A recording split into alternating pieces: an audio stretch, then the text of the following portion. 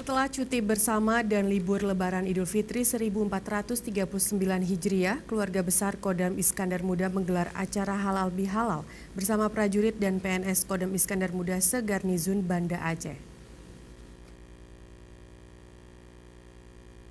Acara halal bihalal yang dipimpin langsung oleh Panglima Kodam Iskandar Muda, Maijen TNI Abdul Hafidzuddin tersebut berlangsung di lapangan upacara Jasdam Iskandar Muda, Gampung Nesu Jaya, Kecamatan Baitur Rahman, Banda Aceh, Kamis pagi tadi. Acara halal bihalal tersebut dihadiri Kasdam IM, Irdam, para PA ahli, LOAL, LOAU, asisten, kabalak, serta unsur Komandan Satuan Jajaran Kodam Iskandar Muda. Halal bihalal merupakan acara tahunan yang senantiasa dilaksanakan setelah Hari Raya Idul Fitri dan setelah pelaksanaan cuti Lebaran. Hal ini untuk meningkatkan tali silaturahmi dan kebersamaan antara sesama prajurit dan PNS Kodam Iskandar Muda se-Garnizon Banda Aceh.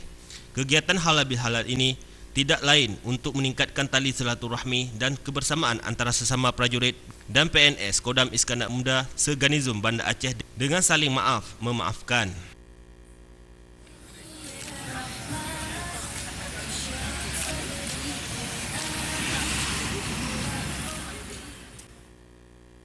Diharapkan dengan adanya kegiatan ini akan menambah semangat moral prajurit dan PNS Kodam Iskandar Muda untuk mendukung tugas pokok TNI AD dan khususnya Kodam Iskandar Muda.